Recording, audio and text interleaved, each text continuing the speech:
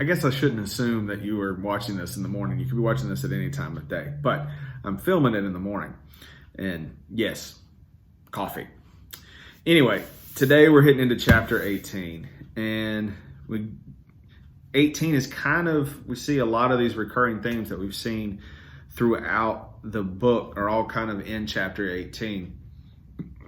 We start off with this parable about a widow who is very persistent in getting an unjust judge to hear her case. And it's interesting, yet again, a woman is the hero of the story. Earlier in the Good Samaritan story, the Samaritan was the hero of the story.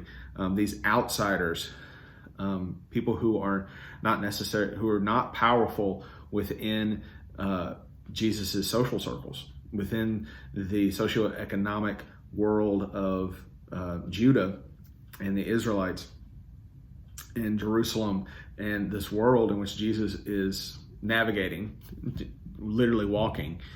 And it's these people that get lifted up as the heroes of the stories, not the Romans, not Herod and his political establishment and his governing rule.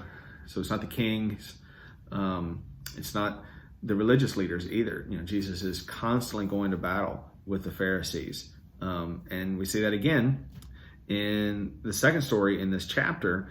The Pharisee standing by himself, praying thus, God, I thank you that I am like other people, that I am not like other people, thieves, rogues, adulterers, or even like this tax collector standing over here beside me. I fast twice a week. I give a tenth of all my income. But the tax collector, standing far off, would not even look up to heaven, but was beating his breast and saying, God, be merciful to me, a sinner. This is an important story because Jesus goes on to say, I'll tell you that this man went down to his home justified rather than the other. For all who exalt themselves will be humbled, but all who humble themselves will be exalted.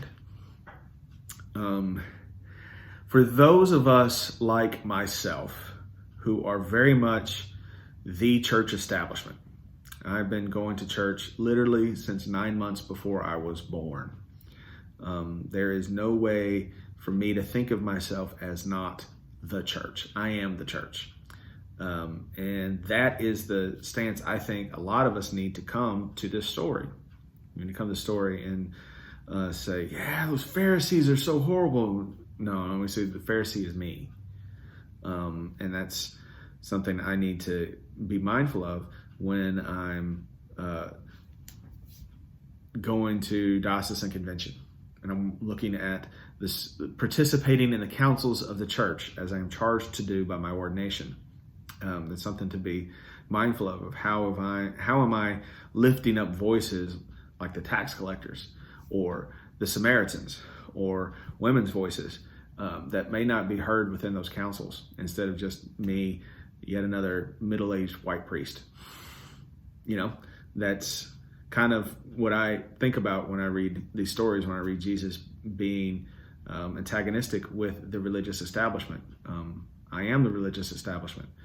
If you've been going to church and sitting in the same pew for 30 years, you are the religious establishment. And so these stories are directed at us. And there's lots there for us to meditate upon as we organize the life of our parish, as we seek to spread the gospel, and as we participate in the structuring of the Episcopal Church going forward, or whatever denomination we're a part of, or even a non-denominational church still has a hierarchy and still has a structure. So how do we participate in that?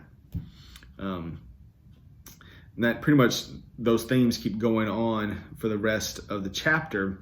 And this tension is building. And Jesus even goes on to give yet another parable or another interaction with a rich person and saying, you're finding your identity in your possessions and your stuff, and that's keeping you from being in full relationship with God. You should just get rid of the stuff.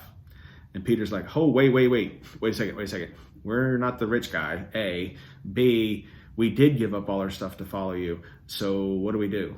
What's in it for us? And Jesus is like, take it easy. Just keep going. Keep being persistent. And then Jesus tells them what's going to happen in Jerusalem. He tells them, this was predicted in the prophets.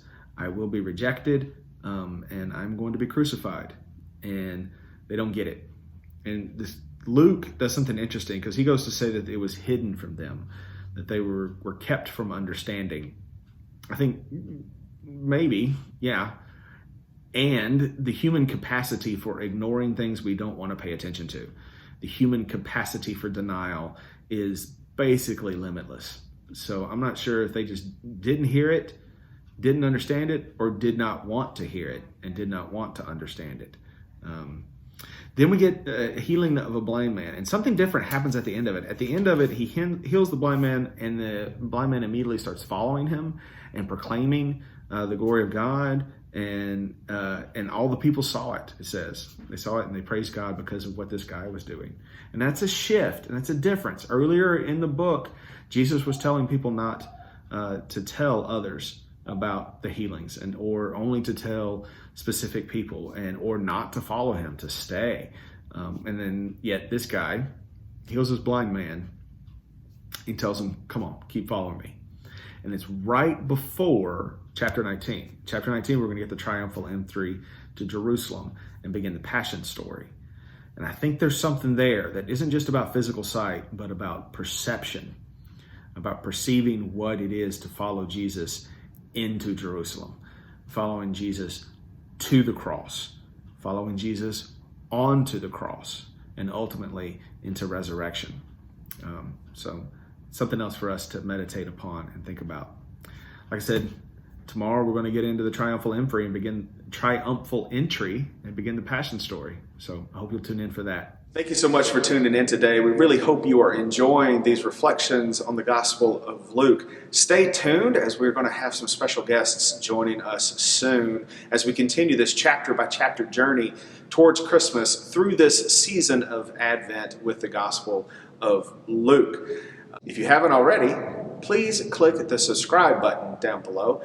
Also, hit that thumbs up. That really helps out the video and increases our circulation and our proclamation of the gospel.